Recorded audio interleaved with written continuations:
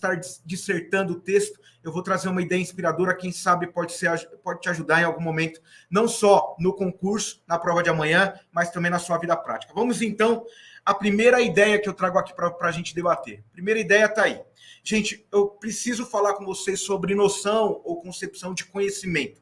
E quando a gente olha para o currículo paulista, quando a gente olha para os temas contemporâneos transversais, quando a gente olha para a BNCC e tudo que a gente trabalhou aqui com vocês, a gente tem que pensar nisso.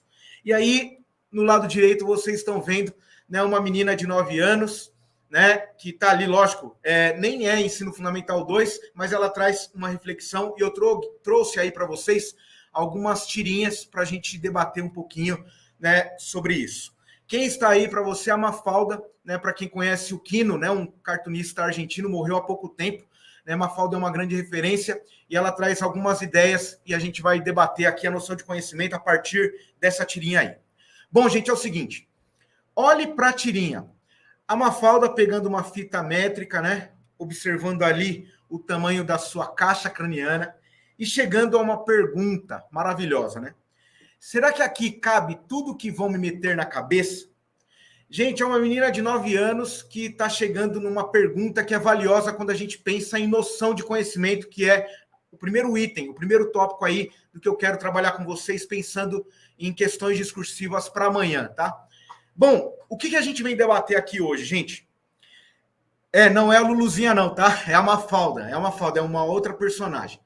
A Mafalda chega numa pergunta, gente, muito interessante para a gente começar a entender aí onde eu quero chegar com isso, tá?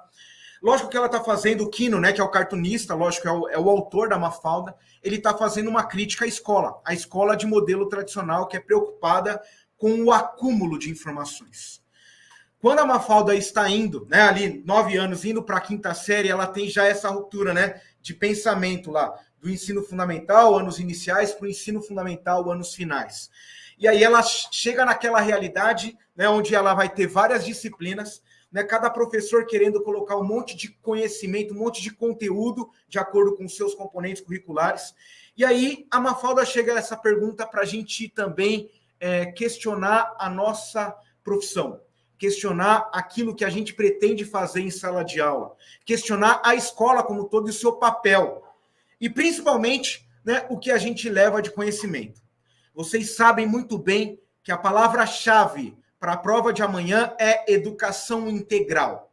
E o que a Mafalda está fazendo a gente refletir aqui é justamente isso. A escola não pode ser somente aquela que tende a trazer uma bagagem de informações de conteúdo somente ao aluno. A escola não pode ser essa instituição que está preocupada somente com o cognitivo, com o acúmulo de informações. Então, a primeira crítica que a gente faz é justamente sobre isso. Quando eu penso em educação integral, eu não vou olhar somente para o cognitivo. Eu vou olhar para o ser humano que é biológico, que tem necessidades biológicas, físicas, sociais. Né? Eu estou vendo o ser humano social, de interações. Né? Eu estou vendo o ser humano nos seus aspectos emocionais, comportamentais, intelectuais, mentais, psicológicos, ou seja, eu estou vendo ele em diversas esferas possíveis. Então, essa crítica que o Quino faz já traz para a gente essa noção. O conhecimento ele não pode ser limitado dentro de uma caixinha que se chama de história, de geografia, de matemática, de língua portuguesa. Você não pode, de artes, de educação física, nós não estamos presos dentro de uma caixinha. Entenda a sua disciplina escolar como um campo de possibilidades, um campo aberto de conhecimento. E esse conhecimento que mostra para a gente a importância da interdisciplinaridade, da transdisciplinaridade, que não são apenas palavrinhas da moda.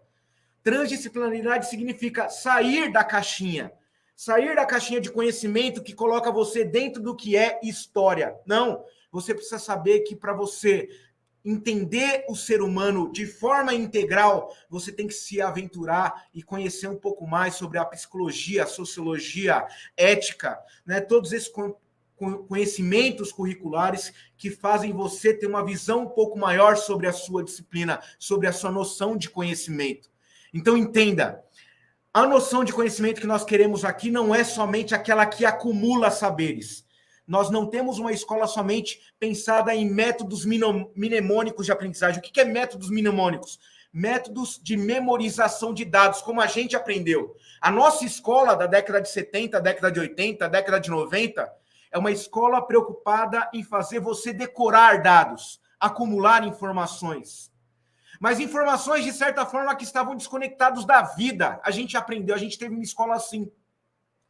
Então, essa crítica que o Quino faz nessa tirinha tão brilhante da Mafalda, nós precisamos olhar para a escola e para o conhecimento com uma visão um pouco maior. Um conhecimento que dê a ele a oportunidade de pensar a importância da história para a vida. Porque história não fala só do passado. Qual a importância da matemática para a sua vida? Porque a matemática está todo o tempo na vida desse estudante. Ele vai na feira com a mãe e ele sabe, né, a importância do cálculo da vida dele. Né? Ou seja, o que eu quero mostrar para vocês é que a gente tem que começar a quebrar essa ideia, né? O conhecimento ele não serve somente, né? E o aluno não é só um depósito vazio de acúmulo de informações, né? Onde a gente vai preencher com aquilo que a gente acha importante. Não, nós precisamos abrir a nossa noção de conhecimento para a gente poder principalmente olhar para esse estudante, que é um ser humano integral, e a gente tem que ver isso da mesma forma na escola.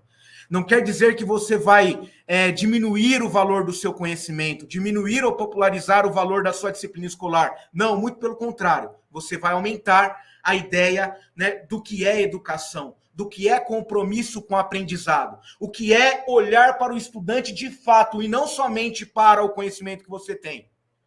Isso é Mafalda, isso é noção de conhecimento, né? A primeira ideia e temática que a gente precisa para a gente pensar em responder algumas questões amanhã. Segundo, relação professor-aluno. E aí eu trago outra tirinha do Quino para vocês. Agora tem o amiguinho da Mafalda, o Manolito, ali participando também. O Manolito, que é monocelha. Eu também era assim quando era pequeno. Agora não, tem uma cena tem uma sobrancelha. Bom, enfim, vamos falar do Manolito com a Mafalda. Veja ali, ó. Veja lá. Péssimo. A professora me deu péssimo. Outra vez. É para isso que a gente vai todo dia à escola? Se eu viesse de vez em quando, ainda vai. Mas fazer isso com freguês? Bom, eu vejo assim de maneira muito cômica, né, essa tirinha aí do Manolito, mas eu quero discutir alguma coisa com vocês. Gente, precisamos muito pensar na relação que estabelecemos com o aluno. Então, a primeira tirinha foi para falar de noção de conhecimento, e agora essa aqui é para falar de relação professor-aluno. Bom, o Manolito e a Mafalda ali traz uma questão muito interessante. Lógico, gente, o autor de tudo isso, o Quino, esse brilhante cartunista argentino que morreu há pouco tempo, vamos falar sobre isso. Qual que é o tipo de relação que você estabelece com seus alunos? Vamos falar de prática, vamos falar de você na sua escola, vamos falar de você na sua sala de aula. Qual que é a relação que você estabelece com o seu estudante? Vamos lá, é uma relação verticalizada, onde você se considera o centro do processo de ensino, o detentor do conhecimento, ou você vê a sua relação de forma horizontal? Você se vê como mais um na escola e no processo de conhecimento desse estudante, que você vê o seu estudante igual a você, né, o mesmo cidadão. Lógico, há diferenças, a gente sabe das diferenças, mas eu estou falando também de relações de poder que a gente estabelece na escola. É importante a gente começar a pensar um pouco sobre isso, tá? Porque quando a gente fala de projeto de vida, e a Val trouxe isso de forma muito bonita na aula dela, e hoje revisou com vocês, a gente tem que pensar nessa relação, na relação que nós estabelecemos. Sabe por quê? Porque senão a gente vai para a sala de aula e a gente vai propor projetos de vida para os seus alunos e talvez eles sintam até um pouco meio envergonhados para participar da sua aula, um pouco meio incomodados para participar, porque você geralmente não dá abertura. Você acha que a sua aula é centrada mesmo no conteúdo que você traz. Então, olha, é importante. Lógico, eu não quero dizer nessa tirinha que você tem que passar a mão na cabeça, que você tem que levar para casa, que você tem que beijar o seu aluno. Não estou falando nada disso. A gente traz essa tirinha para mostrar, lógico que você tem que corrigir o seu estudante. Você tem que trazer um processo de avaliação que você mostre para ele quais são as suas dificuldades de aprendizado, para ele mesmo ter autonomia, para ele entender onde ele pode assim se promover, onde ele pode melhorar. Eu não estou falando disso. O que eu estou falando é da relação, do tipo de relação que nós estabelecemos com os nossos estudantes. E aí eu volto lá na década de 80, década de 90, que eu estudei na escola pública, sempre, minha vida inteira, e aí eu lembro, né, daquela fila quilométrica para pegar merenda, que a hora mais importante da nossa aula era o intervalo, né, o recreio, o famoso recreio, vocês lembram? E aí você vê aquela fila quilométrica, todo mundo ali se organizando para pegar a comida. Aí você vê o professor, que sai da sala dos professores, geralmente com o prato de porcelana, o talher de metal, ele não pega a fila.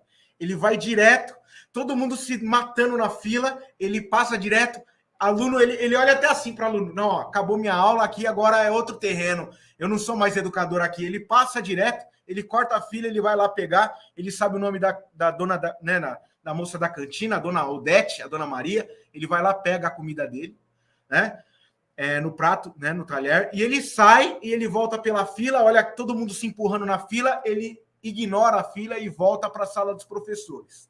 Vai falar que não é assim. Vai falar que a gente não vê muito disso na sala de aula. Por que existe uma sala dos professores?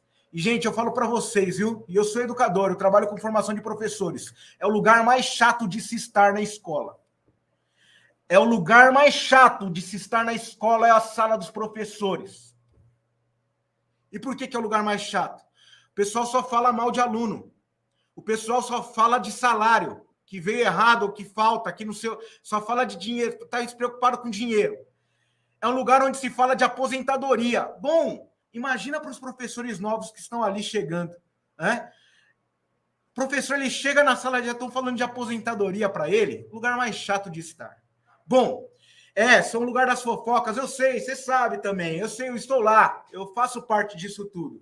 Gente, o que eu quero dizer com isso? A gente precisa se preocupar com as relações que nós estabelecemos na escola. Não só com os alunos, mas com outros professores, com a gestão, né? Nós somos seres humanos também. E aí, quando a gente faz esse tipo de coisa, quando a gente não pega a fila e vai direto, né, pegar comida e sai e volta para a sala dos professores, os alunos, com certeza, eles não te falam, mas eles pensam. Falam assim, nossa, o professor deve ser uma figura especial na sociedade, né? Ele não pega nem fila.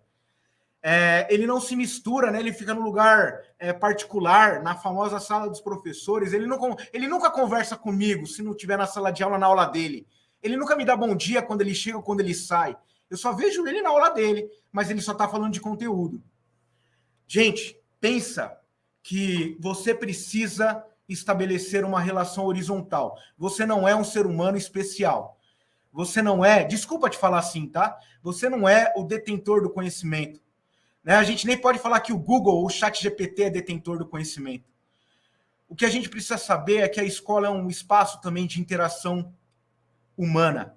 A gente precisa entender que esse estudante que está ali, ele não precisa somente do conhecimento, mas ele precisa também ser respeitado. Essa segunda tirinha fala justamente ao respeito aos saberes dos estudantes e também do estabelecimento de boas relações no convívio do cotidiano escolar. Tá aí a segunda tirinha. Vamos para mais um tema. Terceiro tema é falar sobre saberes pertinentes. E aí eu trouxe a Mafalda de novo. Mas antes, depois eu volto para o chat, tá? Eu tenho certeza que tem muita coisa interessante aqui. Depois eu volto para o chat, porque agora não dá. Não consigo fazer... Gente, não sei vocês, mas eu só consigo fazer uma... Os homens eu acho que vão me entender mais, tá? As mulheres conseguem fazer várias coisas ao mesmo tempo. Né? As mulheres... às vezes estão participando de uma aula online, ao mesmo tempo está fazendo a comida para o filho, né, está cuidando da criança, né, mais nova, elas conseguem fazer várias coisas. Eu não, tá? Então vou ficar concentrado aqui nos slides, na aula, depois eu venho aqui para o chat. Mas vamos lá. Bom, minha mãe me mima, minha mãe me ama. Olha a professora lá, olha, esforçando, né? Alfabetização, olha. Aí a Mafalda sai do lugar dela, vai até a professora. Parabéns, professora. Pelo visto, sua mãe é ótima. Ela volta até o lugar dela. Agora, por favor, ensine para a gente coisas realmente importantes. Meu Deus, hein, gente? Que crítica, hein? E agora? E agora, gente? Lógico que a gente tem aí uma brincadeira do Quino, mas mostrando para a gente o seguinte. Vocês conhecem a alfabetização e vocês sabem o que é letramento.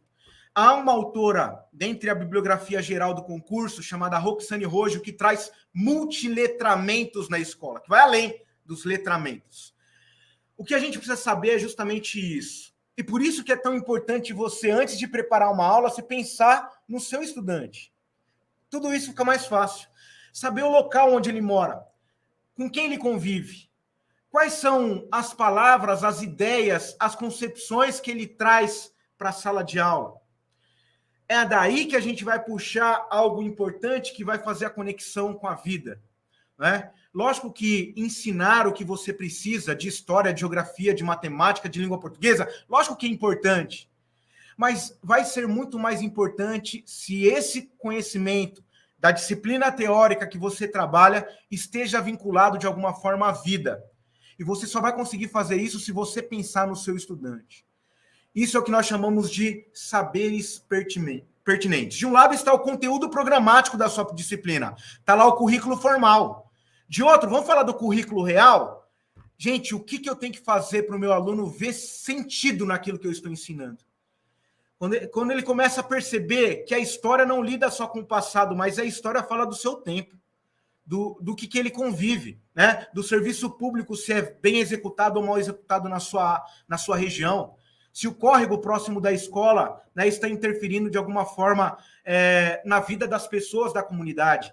Se no momento de enchente, por exemplo, esse córrego transborda e começa a invadir as casas das pessoas. Né, todos esses problemas que estão ali no entorno e que precisa ser levado para a sala de aula também.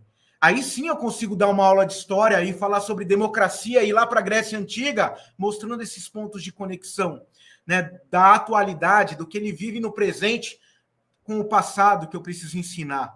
Veja, saberes pertinentes. A escola precisa, e vocês, nós, professores, precisamos saber que hoje o aluno está, né, situado dentro de um planeta que sofre muitos problemas, né? A gente fala de problemas climáticos que ameaçam a vida do planeta, falamos de guerra, né, entre nações, né? Falamos de tantas coisas no aspecto global, mas também falamos de coisas do aspecto local, das questões mais cotidianas que ele vive, né? Existe aí, se vocês quiserem pesquisar depois, porque os autores que estão na referência bebem nessa fonte, tá? Se vocês puderem pesquisar, é um filósofo vivo ainda hoje, que eu estudei muito no tempo de mestrado, doutorado, um educador chamado Edgar Morin. Morin, não é o Morin que você vai ver lá das TDICs, né? Tecnologias Digitais de Informação e Comunicação. Esse Morin é outro, tá? Estou falando de Edgar Morin, um educador francês, filósofo francês. Ele tem um livro chamado Os 7 Saberes Necessários à Educação do Futuro. Mostra pra gente, né, que o planeta, né, e também as questões locais, as questões cotidianas, elas são um prato cheio para qualquer professor, e não só da história, tá? Eu estou dando esses exemplos porque eu sou historiador de formação, mas eu estou falando de todos os professores. A gente abrir a noção de disciplina e levar para a sala de aula conteúdos que sejam significativos, que sejam pertinentes, que tenham relação direta com a vida desse estudante. Aí você abre a capacidade cognitiva, tanto do seu aluno quanto a sua também, porque a gente não sabe tudo. E a gente aprende muito se a gente tiver esse diálogo, se a gente se abrir para o novo, se a gente entender que essa cultura também é importante. Vou até ser um pouco mais chato com vocês. Eu sei que muitos de vocês, professores como eu, são preconceituosos em relação aos estilos e músicas e gostos e vestimentas e comportamentos dos seus estudantes. Sabe por quê? É uma geração diferente. Quando você era adolescente, os adultos te viam dessa maneira também, tá? Agora vamos lá. Eu tenho certeza que se eu falar da cultura do funk, você vai torcer o nariz. Você vai achar que o funk só lida com o proibidão, as questões de desvalorização da mulher. Gente, quando eu consegui abrir para o diálogo com os meus estudantes, eu aprendi muito sobre o funk. E eu conheço alguns funks de contestação social que são ricos, né? A gente consegue, assim, até estudar algumas letras, algumas melodias, né? Eu acho que vale a pena a gente se abrir para um novo, tá? Não ficar parado no passado, a gente se abrir para a modernidade, principalmente entender e respeitar a identidade cultural do seu estudante. Não estou te falando isso só da teoria do concurso, estou falando para a sua vida, para a sua vivência na escola ser melhor, para você ser uma pessoa um pouco mais agradável, para você ser bem visto pelos seus estudantes. E você não está reduzindo o seu conhecimento nem sua disciplina. Você está integrando o seu saber técnico aos saberes dos estudantes. Isso é o que nós chamamos de conhecimento pertinente. Bom, mais uma. Vamos falar de avaliação agora. Agora lá o Manolito. Ó, o Manolito. Quem não entendeu, a professora, quem não entendeu, levante a mão. O Manolito lá. O que você não entendeu, Manolito? Ele, nada. Desde março até agora. Ah, é engraçado isso para você? Eu acho que é piada de história. Meu, isso aqui é muito engraçado para mim. As crianças são muito sinceras. Né? E lógico que a gente precisa refletir sobre isso. Gente, avaliação. Avaliação. Quando o aluno fala isso para mim, você acha que eu fico incomodado? Muito. Sabe por quê? Porque eu deveria fazer essa pergunta da professora todos os dias. Eu precisava refletir sobre a minha prática todos os dias. Entenda que a avaliação é uma constante reflexão sobre a sua prática. E não se o aluno está aprendendo ou não, é sobre se você está ensinando bem ou não. A avaliação, gente, vocês estão estudando aqui com vários autores. A gente fala de avaliação diagnóstica, avaliação somativa, avaliação formativa. A todo tempo a gente fala isso para vocês. A avaliação ela deve acontecer a todo tempo. Eu chego na sala de aula, se a minha preocupação é fazer a minha disciplina ter sentido para a vida do aluno, eu tenho que estar muito preocupado com isso. Eu tenho que saber se ele está aprendendo ou não. E eu tenho que saber avaliar cada um dos meus estudantes. Eu sei que é tarefa difícil para muitos, não é? A gente às vezes tem 10, 12 salas de aula, né, no semestre. Isso pode mudar, pode variar para mais ou para menos, mas a gente tem muitos alunos. Muitas crianças, muitos adolescentes passam todos os dias pelas nossas aulas. Como que avalia todos? Gente, eu vou te explicar. A avaliação é sobre o seu trabalho, sobre se aquilo que você está levando para os seus estudantes é pertinente ou não, se está fazendo sentido ou não, se ele está compreendendo ou não. E aí, gente, entenda.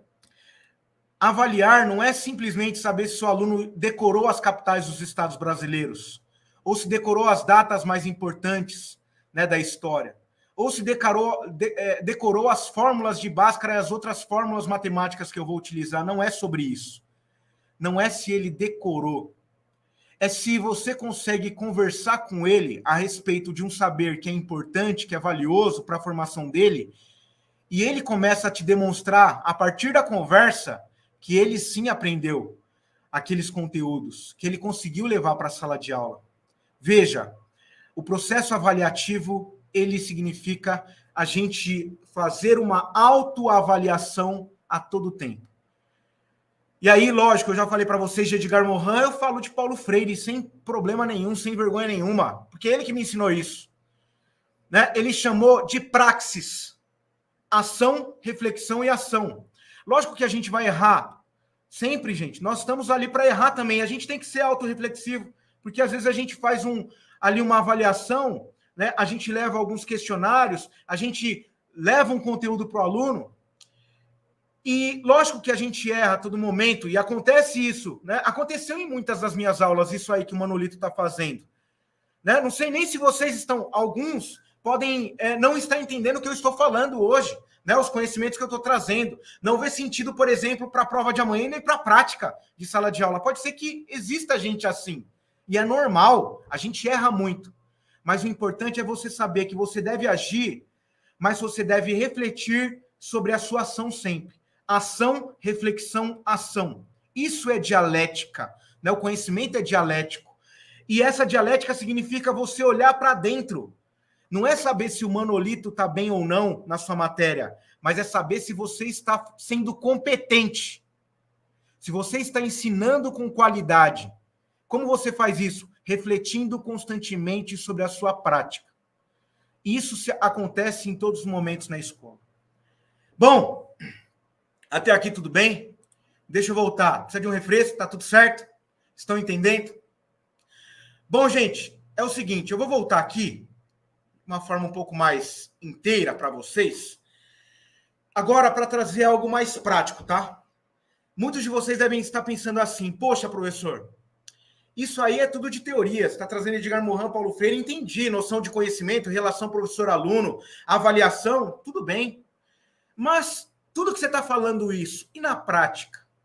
Como que é na prática, no dia a dia? E aí eu vou mostrar para vocês o que eu fiz em 2013 e 2014. Eu lecionei numa escola pública, tá? Passei no concurso em 2012, no concurso da Prefeitura de São Paulo, assumi. E olha, eu assumi voltar para o ensino básico, né, para trabalhar com crianças, adolescentes de 8º e 9º ano, sem deixar a minha carreira no ensino superior, porque eu trabalhei com formação de professores há pelo menos 15 anos eu trabalho nisso, tá? Mesmo assim, eu precisava levar Edgar Morin e Paulo Freire para os meus alunos. Eu queria saber se dava certo tudo aquilo que eu pensava. Será que dá certo na prática? Eu vou falar para vocês de um projeto que eu desenvolvi nessa escola aqui, ó. Vamos lá.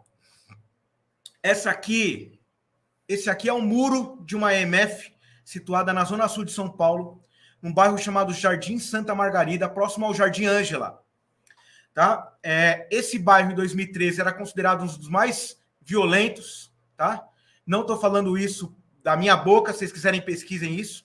Antes, ainda mais perigoso ainda. Em 2013, eu fui para essa escola. Hoje, o muro está assim, tá? Mas nem sempre foi assim. E, gente, eu vou voltar aqui agora com vocês para falar o seguinte. Eu cheguei na escola, passei no concurso, fui para a escola. Conversei com o diretor, meu primeiro dia de aula. Pensando que eu ia estudar, levar história para os alunos. Vou dar aula de Grécia Antiga para os alunos. Era março de 2013, não vou lembrar. Nunca vou esquecer, melhor dizendo. Cheguei na sala de aula dos 8º e 9º anos, em março. E aí eu vi um movimento diferente na escola, né? Muita agitação, muita correria.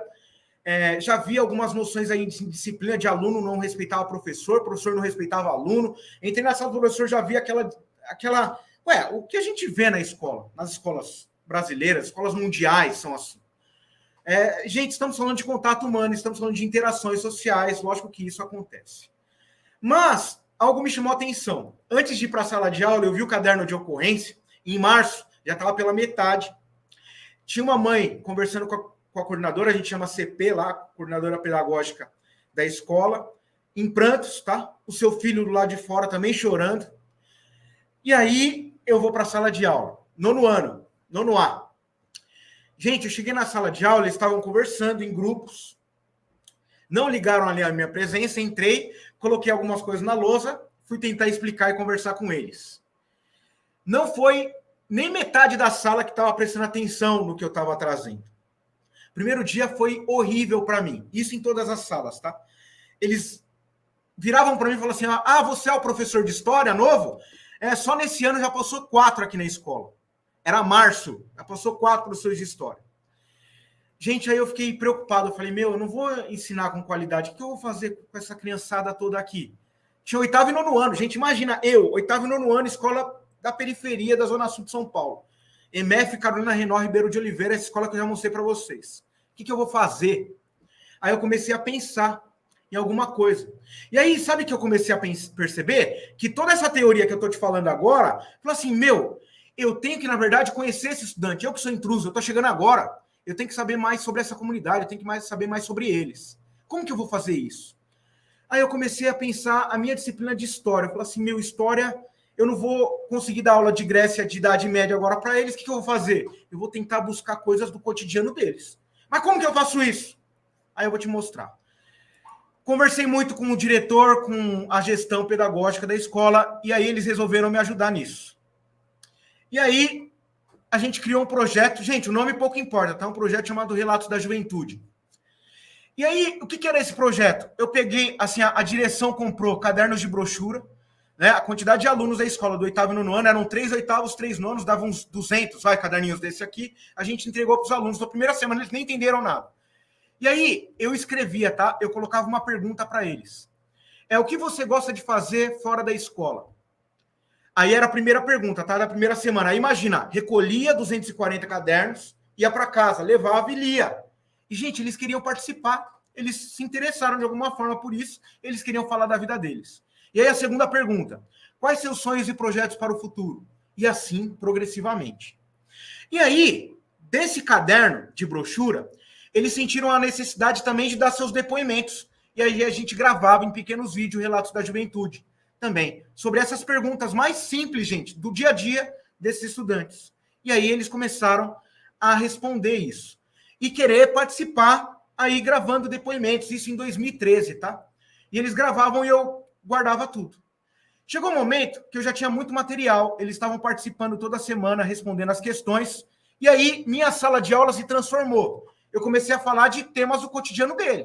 Eu falava sobre a cultura do funk, eu falava sobre a desvalorização da mulher, eu falava sobre várias coisas do cotidiano, os dilemas que eles viviam. Na época era a Copa do Mundo, ano de Copa do Mundo, eles estavam todos críticos, falando, olha, o Brasil não precisa de Copa do Mundo agora, precisa de hospitais, precisa de um monte de coisa. A gente conversava sobre esses temas e a sala de aula mudou. Olha como que era a organização da sala de aula agora. Não é todo mundo sentado, né, enfileirados, não. A escola e minha sala de aula mudou. A gente tinha aula no portão de abertura da escola, lá no portão da escola. Tinha aula na quadra. Tinha aula... Quando era na sala de aula, era assim, de uma forma mais contraída. Eu perguntava para eles, queria mais saber sobre o cotidiano. E esse projeto, logicamente, foi crescendo. E aí a gente criou o canal. Tinha já o blog, né? Quer dizer, primeiro criou o canal, né? A gente teve os depoimentos, a gente criou um canal da escola e colocamos lá, Relato da Juventude, falando sobre vários temas, as crianças falando. Aí depois a gente teve também um blog, tá? Disso aqui, tudo, a parte da direita aí, vocês estão vendo o blog que a gente criou. Tá? E os alunos colocavam lá o que eles pensavam sobre essas perguntas do dia a dia, do cotidiano deles. Isso virou um canal no YouTube, 2013. Gente, rapidamente as coisas começaram a crescer. As mães começaram a querer conhecer a gente, querer conhecer o projeto. Ela começou a perceber que o filho dela estava falando de coisas na casa dela que ela nunca tinha ouvido falar. Esse menino, por exemplo, aqui do primeiro vídeo, o Vitor Simas, estava falando de carga tributária no Brasil, depois de um tempo. Eles estavam falando sobre assuntos que eles conheciam muito, eu nem sabia, eu aprendi demais com esses estudantes. E lógico, gente, esse projeto ele começou a ganhar tanta força que aí a gente começou a ser premiado. E aí eu vou falar de alguns prêmios desses para vocês. Final de 2013, a gente ganhou o prêmio Paulo Freire, foi uma das escolas classificadas, né, premiadas, com o prêmio Paulo Freire, né? E essas crianças, esses alunos do 8º e 9º ano, a gente conseguiu um ônibus da escola, eles saíram do Jardim Santa Margarida e foram até a Câmara dos Vereadores de São Paulo receber esse prêmio. Tinha um dos meninos, se você olhar na foto debaixo do certificado aí, o Lúcio, esse menino da direita, ele não falava. A forma dele se comunicar era através da violência física, porque ele não falava, ele sofria muito bullying na escola, a gente discutia também muito sobre o bullying. E aí, esse menino, ele falou, professor, eu nunca saí lá do Jardim Santa Margarida, e hoje eu estou aqui, eu estou muito feliz. A gente foi ganhando essas coisas, né? O projeto começou a ser bem visto, né? As mães estavam mais envolvidas com a escola, né? Com o projeto, estavam envolvidos mais com esses alunos. O Lúcio, que eu falei para você, que mal se comunicava, mal ouvia a voz dele, né? Ele estava falando comigo no final, né? Ficou emocionado junto com a gente lá quando a gente recebeu esse prêmio. E o projeto continuou em 2014. 2014, gente, lá no Ibirapuera a gente teve um outro prêmio de Educação e Direitos Humanos. Aí sim, a escola foi premiada. O primeiro prêmio de Educação e Direitos Humanos a gente participou com o projeto Relatos da Juventude. Recebemos na época do secretário, né, o César Calegari, na época do Haddad, que era prefeito de São Paulo. A gente recebeu das mãos deles, né, esse prêmio, né, de Educação e Direitos Humanos da cidade de São Paulo, com o projeto Relatos da Juventude. Esses alunos, aí nesse prêmio a gente recebeu um prêmio em dinheiro, teve festa no final de ano, festa da formatura do 9º ano, a gente fez tudo isso. Para vocês terem uma ideia, esse projeto virou, né, a escrita, né, o projeto, ele circulou em toda a rede municipal de ensino de São Paulo. Né? Esse relato de experiência que vocês estão vendo aí, todos os projetos vencedores de educação e direitos humanos circulou em todas as escolas. Né? Se você pesquisar, você vai achar tudo isso. Tá? Aqui, nessa foto, é o que saiu na mídia lá. Né? Isso aí, gente, é capa assim, da educação lá, da Secretaria de Educação da Prefeitura de São Paulo. Está aqui, né, todo esse dia, né, esse prêmio que a gente recebeu. Gente, mas lógico que esse projeto durou 2013, 2014 inteiro, praticamente. 2014 eu precisei sair da escola, final de 2014. Por quê? Porque, gente, eu já não estava dando conta das coisas que eu fazia. Eu era coordenador do curso de História e Geografia da Anhanguera, já estava tocando um instituto, né, trabalhando com formação de professores finais de semana, trabalhando muito focado nesse projeto na escola. E minha filha ia nascer em janeiro de 2015. Minha filha Sofia ia nascer. Aí eu percebi que eu precisava parar no freio. E aí eu exonerei da Prefeitura de São Paulo. Exonerei do cargo em 2014, final de 2014. Né, era concursado, exonerei do cargo, né, para continuar com as outras atividades, porque não estava dando conta. Né? E aí, gente, depois de algum tempo, eu pensei em escrever sobre tudo isso, sobre todas essas experiências que eu vivi com esses alunos, tudo que eles me ensinaram. E desse projeto a gente teve, lógico, o reconhecimento da mídia, né? O Canal Futura foi lá, né, conhecer esses alunos, conhecer o projeto de perto, me entrevistar, foi um barato lá em 2014. E o que eu quero mostrar para vocês é o seguinte: tudo isso hoje é público, né? Vocês têm acesso a tudo isso, mas o que eu queria mostrar, depois eu tive tempo para respirar, para participar de toda essa, assim, de aprender tanto com esses alunos, e aí a gente chegou nesse resultado. Em 2015, 2016, eu sentei para escrever tudo isso, para falar de tudo que a gente debatia nas aulas. E aí eu dei um nome para esses escritos iniciais, né? Eu queria que se tornasse um livro, né? A gente chamou de Sofia, a menina que gosta de filosofar. E esse livro, em 2017, teve o primeiro lançamento. Sofia é o nome da minha filha, tá? Primeiro lançamento. Aí você está vendo na foto do meio a segunda edição do livro, e nós já estamos na terceira edição do livro. Né? Esse livro ele está em muitas escolas brasileiras, escolas do Brasil, né? E fora do Brasil também algumas. E a gente trabalha temas e assuntos do cotidiano do jovem, do adolescente, né, em sala de aula. A gente leva isso agora em forma de livros, tudo que a gente vivenciou no projeto Relatos da Juventude. Aí, algumas escolas que eu passei, minha filha sempre me acompanhou, né, ela grande inspiração para esse livro. E para finalizar, aí algumas outras escolas também que a gente vai, e aí a gente sempre está fazendo isso. Bom, por que eu mostrei tudo isso para vocês? Para que você entenda que, às vezes, uma ideia muito simples, ela pode mudar radicalmente a sua relação com os seus alunos. Uma ideia muito simples. Basta você estar aberto para conhecer e aprender com eles também. Relatos da Juventude não fui eu que fiz, foi eles que fizeram tudo. Eu só direcionei o caminho, porque eu queria aprender mais com eles. É possível fazer coisas estupendas na escola pública. É possível fazer a diferença na escola pública. É possível fazer a transformação de vidas na escola pública. Muitos desses alunos hoje estão terminando a sua faculdade. E eu tenho certeza que eles não esquecem tudo que eles viveram lá em 2013 e 2014 na escola. Por que a gente está aqui no final? Eu quis começar esse curso com vocês, falando do edital. E agora a gente está no final aqui, eu estou trazendo com vocês, olhando no seu olho. A gente aqui não é um grupo de pessoas que querem enriquecer com dinheiro alheio. Pessoas que administram cursos, né, para vender curso, para ficar rico. Não. Nós somos aqui uma equipe de educadores que são apaixonados por educação. A gente fala olhando no olho justamente porque a gente está falando com os nossos. A gente quer revolucionar a educação pública desse país. O Instituto Educar para a Liberdade nasceu com esse propósito e vai continuar transformando vida, não só de professores, mas de estudantes em essencial, porque quando a gente forma muito bem profissionais da educação, a gente multiplica isso nas salas de aula por onde vocês estarão no futuro. E eu tenho certeza que vocês estarão efetivos na rede estadual de ensino. A gente luta por isso, por uma educação de qualidade nesse país.